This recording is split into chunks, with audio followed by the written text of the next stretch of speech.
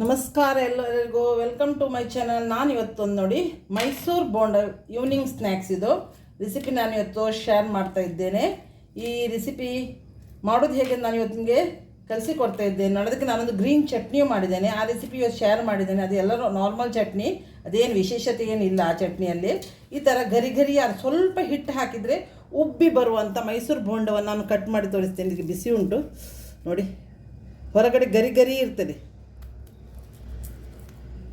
ಒಳಗಡೆ ಸಾಫ್ಟ್ ಆದ ಮೈಸೂರು ಬೋಂಡ ರೆಸಿಪಿಯನ್ನು ಹೇಗೆ ಮಾಡೋದು ಕೆಲವು ಟಿಪ್ಸ್ ಉಂಟು, ಅದೆಲ್ಲ ಹೇಳ್ತೇನೆ. ನೀವು ಕಂಪ್ಲೀಟಾಗಿ ಕ್ಲೀನಾಗಿ ಕ್ಲಿಯರಾಗಿ ಈ ಮೈಸೂರು ಬೋಂಡ ರೆಸಿಪಿಯನ್ನು ನೋಡಿ. ಇದು ನಿಮಗೆ ಇಷ್ಟ ಆಗ್ಬೋದಂತ, ಈ ಮೈಸೂರು ಬೋಂಡ ರೆಸಿಪಿ ನಿಮಗೆ ಇಷ್ಟ ಆಗ್ಬೋದಂತ ನಾನು ಭಾವಿಸಿದ್ದೇನೆ. ನಾನು ಈಗ ನಿಮಗೆ ಗ್ರೀನ್ ಚಟ್ನಿ ಮತ್ತು ಮೈಸೂರು ಬೋಂಡ ಹೇಗೆ ಮಾಡೋದಂತ ನಾನು ನಿಮಗೀಗ ಕಲಿಸಿಕೊಡ್ತಾ ಇದ್ದೇನೆ. ಬನ್ನಿ ನೋಡಿ ಕಲೀರಿ. ಬೋಂಡ ನೋಡಿ, ಮತ್ತು ಖಾಲಿ ಸಾಫ್ಟ್ ನೋಡಿ, ಕ್ರಿಸ್ಪಿ ಇದೆ, ಹೊರಗಡೆ ಕ್ರಿಸ್ಪಿ ಒಳಗಡೆ ಸಾಫ್ಟ್ ಆಗಿರ್ತದೆ. ಸೊ ಇದನ್ನು ನಾನು ಈ ರೆಸಿಪಿ ನಿಮಗೆ ಕಲಿಸಿಕೊಡ್ತಿದ್ದೇನೆ. ಬನ್ನಿ, ನಾನೀಗ ಮೈಸೂರು ಬೋಂಡ ರೆಸಿಪಿ ಹೇಗೆ ಮಾಡೋದಂತ ತೋರಿಸಿಕೊಡ್ತಿದ್ದೇನೆ. ಇದಕ್ಕೆ 1 ಕಪ್ಪಿನಷ್ಟು ನಾನು ಕರ್ಡ್ ಹಾಕಿದ್ದೇನೆ. ಈ ಕಪ್ಪಲ್ಲಿ ಇದರಲ್ಲಿ 2 ಕಪ್ ಮೈದಾ ತಗೊಳ್ಳಿಕ್ಕೆ, 1 ಕಪ್ ಕರ್ಡಿಗೆ 2 ಕಪ್ ಮೈದಾ. ಈಗ ಉಪ್ಪು ಹಾಕುವ, 1/4 ಟೇಬಲ್ ಸ್ಪೂನ್ ಅಷ್ಟು ಇದಕ್ಕೆ ಉಪ್ಪು ಹಾಕುವ. ಈ ವಿಸ್ಕರಲ್ಲಿ ಚೆಂದ ಮಾಡಿದನ್ನು ಬೀಟ್ ಮಾಡುವ. ನಾನು ಅದು ಗೋಳಿ ಬಜೆ ಮಾಡಿದ್ದು, ಈಟಿಂಗ್ ಸೋಡಾ ಹಾಕಿ ಗೋಳಿ ಬಜೆ ಮಾಡಿದ್ದು. ಇದು ನಾನು ಬೇಕಿಂಗ್ ಸೋಡಾ ಹಾಕಿ ಮೈಸೂರು ಬೋಂಡ ಮಾಡೋದು. ನೋಡಿ ಚೆಂದ ಮಾಡಿ, ಈಗ ನಾನು ಏನು ಲಮ್ಸ್ ಇರಬಾರ್ದು ಆ ಥರ ನಾನೀಗ ಬೀಟ್ ಮಾಡಿದೆ. ನೋಡಿ ಹೀಗೆ ಆಯ್ತು ನೋಡಿ, ಈ ಥರ ಬೀಟ್ ಮಾಡಿದೆ. ಈಗ ನಾನು 1 ಟೇಬಲ್ ಸ್ಪೂನ್ ಅಷ್ಟು ಇದಕ್ಕೆ ಬೇಕಿಂಗ್ ಸೋಡಾ ಹಾಕ್ತೀನಿ. ನಾನು ತೋರಿಸ್ತಾ ಇದ್ದೆ ನೋಡಿ, 1 ಟೇಬಲ್ ಸ್ಪೂನ್ ಬೇಕಿಂಗ್ ಪೌಡಿ ಹಾಕ್ತೇನೆ. ಇದನ್ನೀಗ ಚೆಂದ ಮಾಡಿ ಬೀಟ್ ಮಾಡ್ತೇನೆ. ಆಗ ಬಬಲ್ಸ್ ಹೇಳ್ತದೆ. ಈಗ ಇಲ್ಲಿ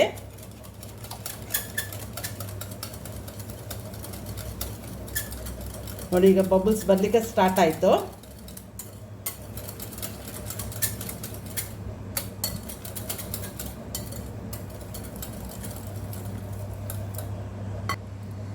ಈಗ ನಾನು 2 ಕಪ್ ಮೈದಾ ಹಾಕಿದೆ ಇದಕ್ಕೆ.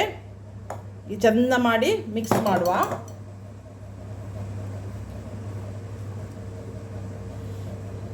ಏನು ನೀರು ಹಾಕಲಿಕ್ಕಿಲ್ಲ, ನೀರು ಹಾಕಬೇಡಿ ಹೇಳ್ತೇನೆ ನಾನು. ಚೆಂದ ಮಾಡಿ ಕೈಯಲ್ಲಿ ನಾನು ಬೀಟ್ ಮಾಡ್ತೇನೆ. ಈಗ ಅದನ್ನು ಮೈದಾವನ್ನು, ಇದರಲ್ಲಿ 2 ಕಪ್ ಮೈದಾ ತಗೊಂಡಿದ್ದೇನೆ ನಾನು. 1 ಕಪ್ ಕರಡಿಗೆ, ಇದು ಸ್ವಲ್ಪ ದಪ್ಪ ಇತ್ತು ಕರ್ಡ್, ಹಂಕರ್ಡ್ ಕರ್ಡ್ ಅಲ್ಲ, ಮಿಲ್ಕಿ ಮಿಸ್ಟ್. ಅದರಿಂದ ಸ್ವಲ್ಪ ಬೇಕಾದ್ರೆ ನೀರು ಹಾಕಲಿಕ್ಕೆ ಆಗ್ಬೋದು, ನಾನು ತೋರಿಸ್ತೇನೆ ನಿಮಗೆ. ಈಗ ನೋಡಿ, ಅದೇ ಮೊಸರಲ್ಲಿ ನಾನು ಈ ಥರ ಬೀಟ್ ಮಾಡಿದ್ದೇನೆ. ನೀರು ಏನು ಹಾಕಲಿಲ್ಲ ನೋಡಿ, ಇದೇ ಮೊಸರು. 1 ಕಪ್ ಮೊಸರಿಗೆ ಸ್ವಲ್ಪ ನೀರಿದ್ದ ಮೊಸರಿದ್ರೆ ಒಳ್ಳೆಯದಾಗ್ತದೆ, ಹುಳಿ ಬಂದಿರೋದು ಬೇಡ. ನೋಡಿ ಈಗ 2 ಕಪ್ ಮೈದಾ ಹಾಕಿದ್ದೇನೆ. ನೋಡಿ ಈ ಥರ ದಪ್ಪ ಬಂದಿದೆ. ಇದನ್ನು ಸ್ವಲ್ಪ ಇನ್ನೂ ಬೀಟ್ ಮಾಡುವ.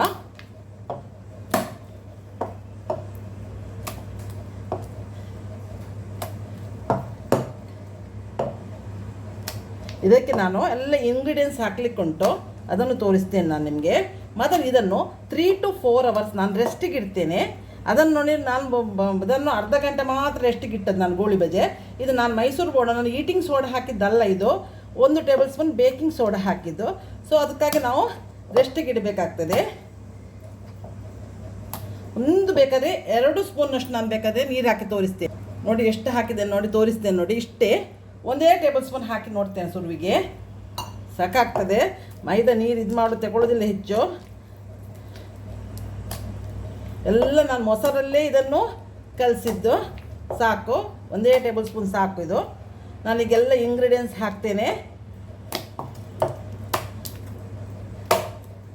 ಹೀಗೆ ಬೀಟ್ ಮಾಡಿದ್ರೆ ಒಳ್ಳೆ ಉಬ್ತದೆ ಅದು ಬೋಂಡ.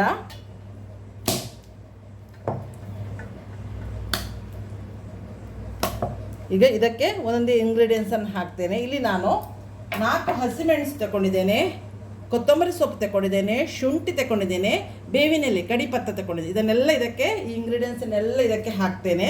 ಕೊತ್ತಂಬರಿ ಸೊಪ್ಪು ಹಾಕ್ತೇನೆ, ಹಸಿಮೆಣಸು ಹಾಕ್ತೇನೆ, ಶುಂಠಿ ಹಾಕಿದೆ, ಬೇವಿನೆಲೆ ಹಾಕುವ, ಎಲ್ಲ ಇಂಗ್ರೀಡಿಯೆಂಟ್ಸನ್ನು ಹಾಕಿ ಇನ್ನು 1 ಟೇಬಲ್ ಸ್ಪೂನ್ ಜೀರಾ ಹಾಕ್ತೇನೆ ಇದಕ್ಕೆ.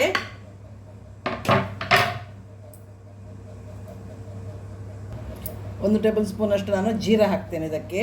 ಮತ್ತು ಒಂದು 4 ಟೇಬಲ್ ಸ್ಪೂನಷ್ಟು ನಾನು ಕಾಯಿ ತುರಿ ಹಾಕ್ತೇನೆ ಇದಕ್ಕೆ. 4ರಿಂದ 5 ಟೇಬಲ್ ಸ್ಪೂನು. 2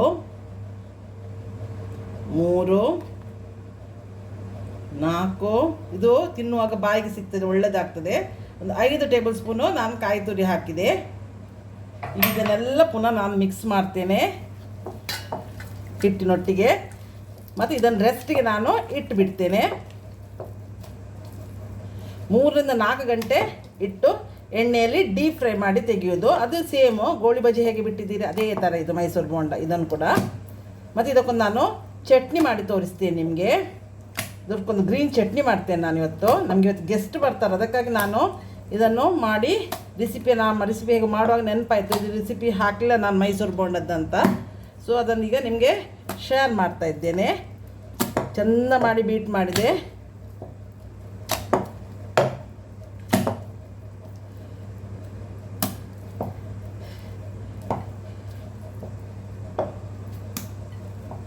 ನೋಡಿ ಹೇಗೆ ಆಯ್ತು ನೋಡಿ. ಈಗ ಖಾಲಿ 2 ಟೇಬಲ್ ಸ್ಪೂನ್ ನಾನು ನೀರು ಹಾಕಿದ್ದು, ಮೊಸರಲ್ಲೇ ಕಲಸಿದ್ದು.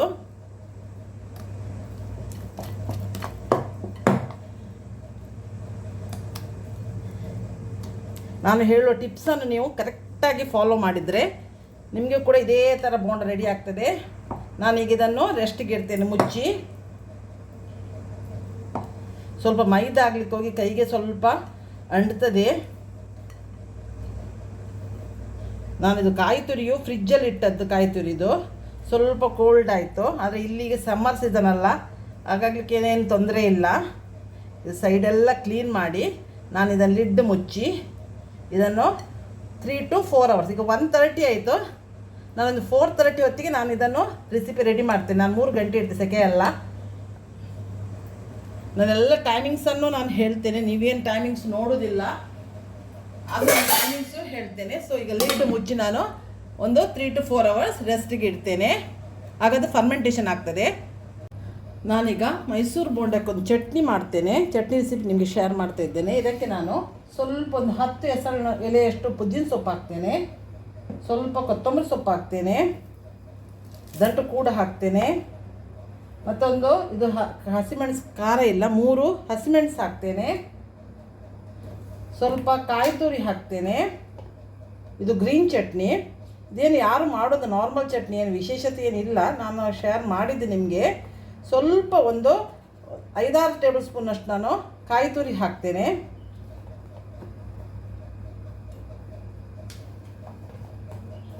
ಮತ್ತು ನಾನಿಲ್ಲಿ ಈ ಕಡಲೆ ಬೀಜ ಉಂಟಲ್ಲ, ಇದನ್ನು ಹಾಕ್ತೇನೆ. ಇಲ್ಲಿ ಒಂಚೂರು ಉಪ್ಪು ಹಾಕ್ತೇನೆ ರುಚಿಗೆ.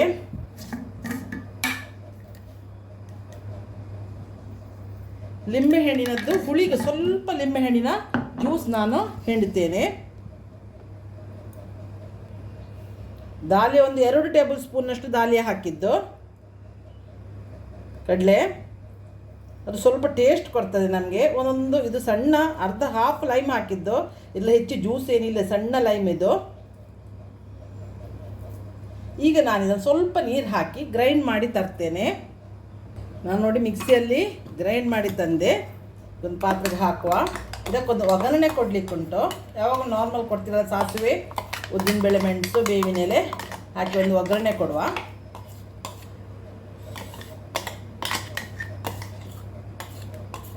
ಸ್ವಲ್ಪ ನಾನು ಮಿಕ್ಸಿ ತೊಳೆದು ಒಂದು 1/4 ಲೋಟದಷ್ಟು ನೀರು ಹಾಕ್ತೇನೆ ಅದಕ್ಕೆ.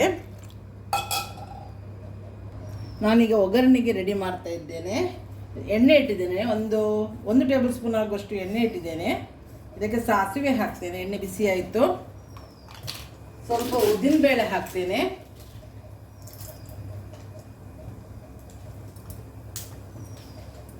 ಎರಡು ಒಣಮೆಣಸು ಹಾಕ್ತೇನೆ, ಬೇವಿನ ಎಲೆ ಹಾಕ್ತೇನೆ,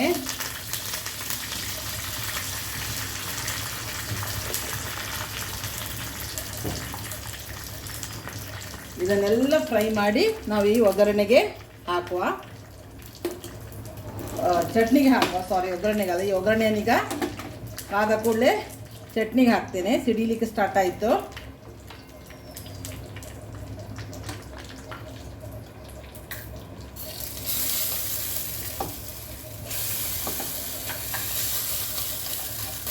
ಇಲ್ಲಿ ಚಟ್ನಿ ನಮ್ಮದು ರೆಡಿ ಆಯಿತು.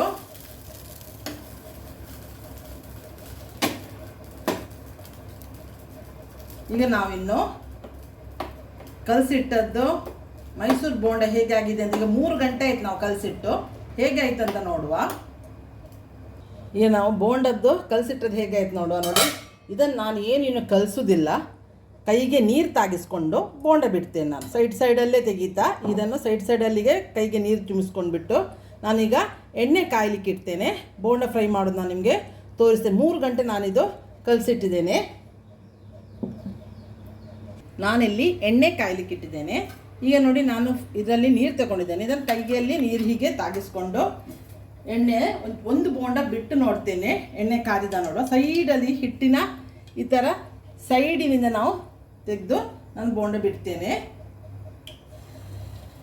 ಅದಾ ಕಾಯ್ತಾ ಉಂಟಷ್ಟೇ, ಎಣ್ಣೆ ಕಾಯಲಿಲ್ಲ. ಇನ್ನು ಸ್ವಲ್ಪ ಕಾಯಲಿ. ಇನ್ನು ಬೋಂಡ ಇದು ಕಾದ ನಂತರ ನಾನು ಉಳಿದು ಬಿಡ್ತೇನೆ. ಒಂದು ಸ್ಟಾರ್ಟ್ ನಾನು ಮಾಡಿ ನೋಡಿದ್ದು ಎಣ್ಣೆ ಕಾದಿದ ಇಲ್ವ ಅಂತ ನೋಡಲಿಕ್ಕೆ. ಮತ್ತು ನೀವು ಕಲಸಿಟ್ಟ ಹಿಟ್ಟನ್ನು ಪುನಃ ಕರಡಲಿಕ್ಕಿಲ್ಲ, ಅದು ನೆನಪಿಟ್ಕೊಳ್ಳಿ. ಕೆಲವು ನಾನು ಹೇಳೋ ಟಿಪ್ಸನ್ನು ನೀವು ಸ್ವಲ್ಪ ಫಾಲೋ ಮಾಡಿ. ನೋಡಿ, ಇದು ನೋಡಿ ಎಷ್ಟು ದೊಡ್ಡದಾಯ್ತು ನೋಡಿ ಬೋಂಡ. ಆ್ಯಕ್ಚುಲಿ ಇದು ಎಣ್ಣೆ ಕಾಯಲಿಲ್ಲ, ಅದಕ್ಕೆ ನಾನು ಒಂದು ಬಿಟ್ಟು ನೋಡಿದ್ದು. ಈಗ ನಾನು ಉಳಿದ ಬೋಂಡ ಸರಿ ಎಣ್ಣೆ ಕಾದನಂತ ಬಿಟ್ಟು ತೋರಿಸ್ತೇನೆ. ನೋಡಿ, ಸ್ವಲ್ಪ ಹಿಟ್ಟು ಹಾಕಿದೆ, ಎಷ್ಟು ದೊಡ್ಡದಾಯ್ತು ನೋಡಿ ಬೋಂಡ.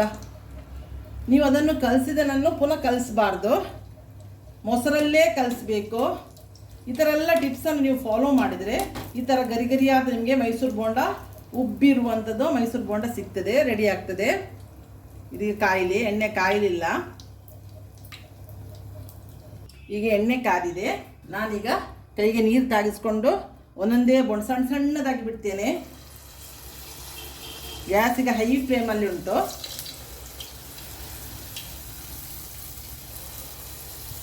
ಸೈಡಲ್ಲಿ ನೀವು ತೆಗಿತಾ ಬನ್ನಿ, ಹಿಟ್ಟು ಕಲಸಿಟ್ಟು ಸೈಡಲ್ಲೇ ನೀವು ತೆಗಿತಾ ಬನ್ನಿ. ನೋಡಿ ಎಷ್ಟು ಸಣ್ಣದು ಬಿಡ್ತಾ ಇದ್ದೇನೆ ನಾನಂತ, ಅದು ಉಬ್ಬಿ ದೊಡ್ಡದಾಗ್ತದೆ. ಇದೆಲ್ಲ ಈ ಟಿಪ್ಸನ್ನು ನೀವು ಫಾಲೋ ಮಾಡಿದ್ರೆ ನಿಮ್ಗೆ ಇದೇ ಥರ ಗರಿಗರಿಯಾದ ಮೈಸೂರು ಬೋಂಡ ರೆಡಿ ಆಗ್ತದೆ.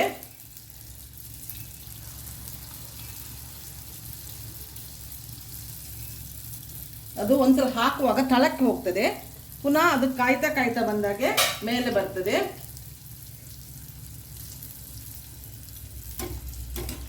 ಈ ಎಣ್ಣೆ ಕಾಯ್ಲಿಕ್ಕೆ ಹೋಗಿ ನಾವು ಹಾಕಿದ ಬೋಂಡ ಕೂಡಲೇ ಮೇಲೆ ಬರ್ತದೆ.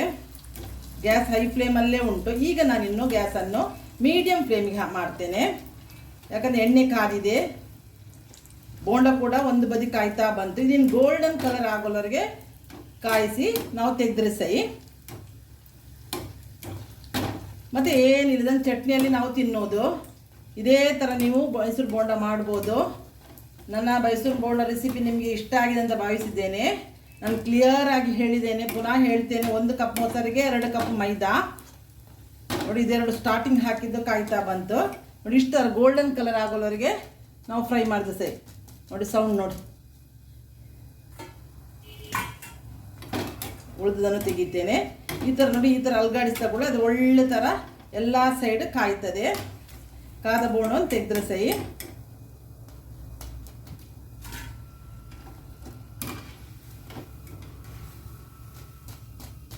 ನೋಡಿ ಸೌಂಡ್ ನೋಡಿ.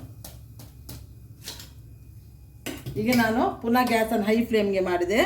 ಪುನಃ ಕೈಗೆ ನೀರು ತಾಗಿಸ್ಕೊಂಡು ಬರ್ತೇನೆ. ಇಲ್ಲದದು ಮೈದಾ ಅಲ್ಲ, ಅದಕ್ಕಾಗಿ ಒಳ್ಳೆ ಜಾರ್ತದೆ. ನಿಮಗೆ ಸ್ವಲ್ಪ ಎಣ್ಣೆಯಲ್ಲಿ ಬಿಡುವಾಗ ಜಾಗ್ರತೆ. ಸ್ಟಾರ್ಟಿಂಗ್ ಕೈಯಲ್ಲಿ ನೀರಿನ ಪಸೆ ಇರ್ತದಲ್ಲ,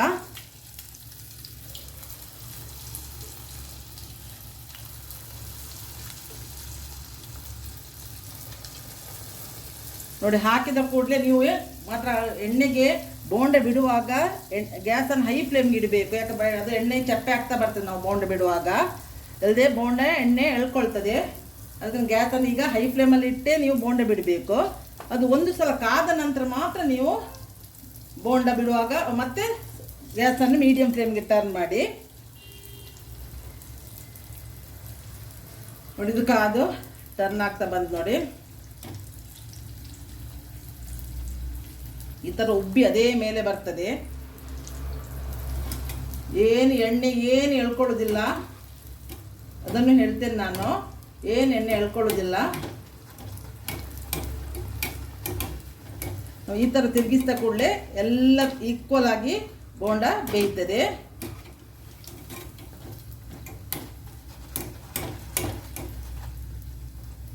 ಈ ರೆಸಿಪಿ ನಿಮಗೆ ಇಷ್ಟ ಆಗ್ಬೋದಂತ ಭಾವಿಸಿದ್ದೇನೆ. ಇದು ನಾನು ಸ್ನ್ಯಾಕ್ಸ್ಗೆ ಮಾಡಿದ್ದು ಸಾಯಂಕಾಲ. ನಮ್ಮನೇಲಿ ಇವತ್ತು ನೆಂಟರು ಬರ್ತಾರೆ, ಅವರಿಗೊಂದು ನನಗೆ ಹೇಗೆ ಬೋಂಡ ಮಾಡಬೇಕಂತಿತ್ತು. ನಮ್ಮನೇಲಿ ಯಾವಾಗಲೂ ಡಿಮಾಂಡ್ ಮಾಡ್ತಾಯಿದ್ರು. ಬಟ್ ಈ ಸೆಕೆಯಲ್ಲಿ ನನಗೆ ಮಾಡಲಿಕ್ಕೆ ಕಷ್ಟ, ಇದು ಬೋಂಡಕ್ಕಾಯಿತು. ಕಷ್ಟ ಆಗ್ಲಿಕ್ಕೆ ಹೋಗಿ ನಾನು ಮಾಡಲಿಕ್ಕೆ ಹಿಂಜರಿತಾ ಇದ್ದೆ. ಬಟ್ ಇವತ್ತು ಹೇಗೂ ಗೆಸ್ಟು ಕೂಡ ಬರ್ತಾರಲ್ಲ, ಸಾಯಂಕಾಲಕ್ಕೆ ಒಂದು ರೆಸಿಪಿ ತಿಂಡಿಯೂ ಆಗ್ತದಲ್ಲ, ಮತ್ತು ಈ ರೆಸಿಪಿಯನ್ನು ನಿಮಗೆ ಶೇರ್ ಮಾಡಿದಾಗೂ ಆಗ್ತದೆ ಅಂತ ಹೇಳ್ಕೊಂಡ್ಬಿಟ್ಟು ನಾನು ಈ ರೆಸಿಪಿಯನ್ನು ತೋರಿಸಿದ್ದೇನೆ.